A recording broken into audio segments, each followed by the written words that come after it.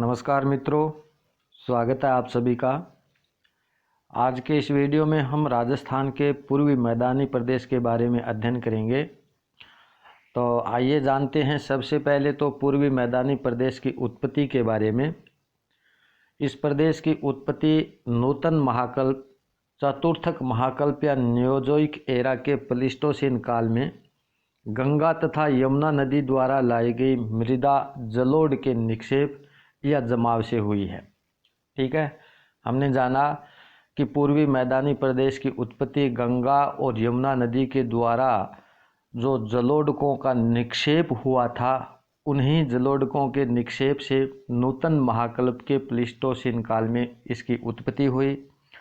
पूर्वी मैदानी प्रदेश का राजस्थान में विस्तार मुख्यतः अरावली पर्वतमाला के पूर्व में है और इस प्रदेश के क्षेत्रफल की बात की जाए तो राजस्थान के कुल क्षेत्रफल का 23.46 यानी लगभग 23.5% भूभाग पर विस्तृत है पूर्वी मैदानी प्रदेश।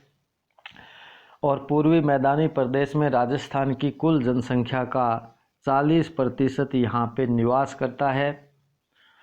पूर्वी मैदानी प्रदेश में राजस्थान के 10 जिले अवस्थित हैं: सवाई माधोपुर, करौली, धौलपुर, भीलवाड़ा, टोंक, भरतपुर, जयपुर, डूंगरपुर, प्रतापगढ़ और बांसवाड़ा। इस प्रदेश की ढाल है पश्चिम से पूर्व की ओर।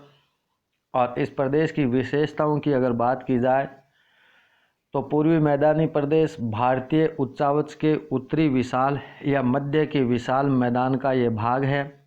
उत्पत्ति के आधार पर कालक्रम के अनुसार पूर्वी मैदानी प्रदेश थार के मरुस्थल के पश्चात दूसरा नवीन प्रदेश है।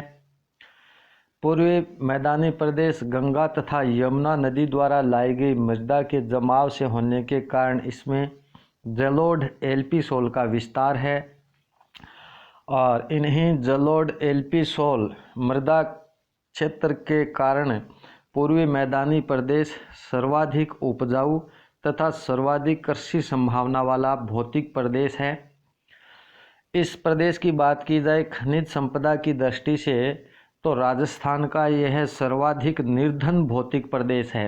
पूर्वी मैदानी प्रदेश सर्वाधिक कृषि संभावना वाला भौतिक प्रदेश है और खनिज संपदा की दृष्टि से सर्वाधिक निर्धन भौतिक प्रदेश है। ये राजस्थान की अधिकांश जनसंख्या की अर्थव्यवस्था का आधार कृषि होने के कारण पूर्वी मैदानी प्रदेश राजस्थान का सर्वाधिक जनघनत्व वाला भौतिक प्रदेश है।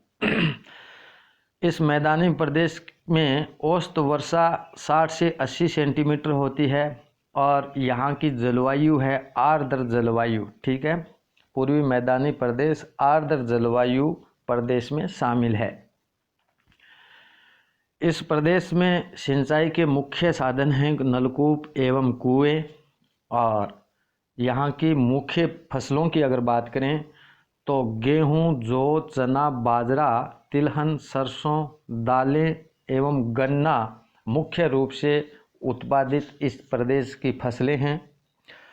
पूर्वी मैदानी प्रदेश में मत्स्य औद्योगिक क्षेत्र है अलवर में और विश्वकर्मा औद्योगिक क्षेत्र कहाँ पे स्थित है? जयपुर में।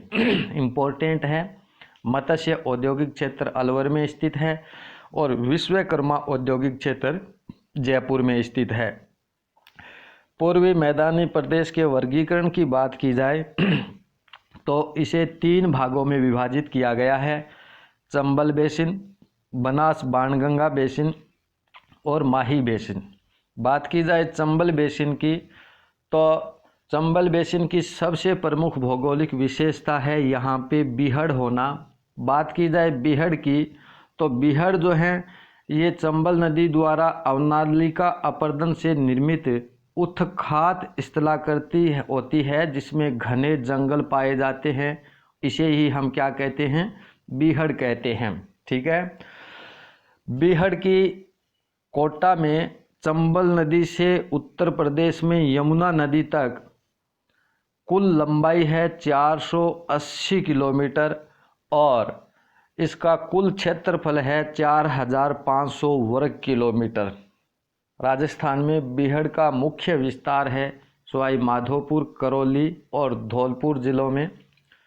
राजस्थान में बीहड़ का सर्वाधिक घनत्व है धौलपुर में और बीहड़ का सर्वाधिक विस्तार है सवाई माधोपुर में। इम्पोर्टेंट है, बीहड़ का सर्वाधिक घनत्व है धौलपुर और बीहड़ का सर्वाधिक विस्तार जो है यह है सवाई माधोपुर में। करौली को बीहड़ की रानी की संज्ञा दी गई है। सवाई माधोपुर, धौलपुर और करौली जिलों में विस्तृत बीहड़ क्षेत्र में दस्यु यानी डाकू निवास करते हैं और इसी कारण इसे डांग प्रदेश की संज्ञा दी गई है। दूसरे नंबर पर हम बात करते हैं बनास बाणगंगा बेसिन की। तो बनास बाणगंगा बेसिन को 4 मैदानी प्रदेशों में विभाजित किया गया है। नंबर 1 रोही का मैदान, ये जयपुर से भरतपुर के मध्य बाणगंगा तथा यमुना नदियों के मध्य स्थित मैदानी प्रदेश है और इसी मैदानी प्रदेश को रोही दोआब प्रदेश के नाम से जानते हैं। मालपुरा की बात की जाए तो मालपुरा करौली मैदान जो है ये मालपुरा टोंक से करौली के मध्य बनास तथा बाणगंगा नदियों के मध्य स्थित दोआब है। और खैराड़ प्रदेश की बात की जाए तो भीलवाड़ा के जहाजपुर से टोंक के मध्य बनास नदी द्वारा निर्मित मैदान है खैराड़ प्रदेश। और पीडमांट का मैदान जो है राजसमंद के देवगढ़ से भीलवाड़ा के मध्य बनास नदी द्वारा निर्मित अवशिष्ट पहाड़ी युक्त मैदान जो है इसे पीडमांट का मैदान कहते हैं। नेक्स्ट हम बात करें माही बेसिन की। तो राजस्थान के दक्षिणी भाग में माही नदी के आसपास का क्षेत्र ही माही बेसिन के नाम से जाना जाता है और माही बेसिन को 3 मैदानी प्रदेश में विभाजित किया गया है। पहला है छप्पन का मैदान, प्रतापगढ़ से बांसवाड़ा के मध्य माही नदी के किनारे स्थित जो 56 गांवों का या 56 नदी नालों का समूह है इसे छप्पन का मैदान कहते हैं।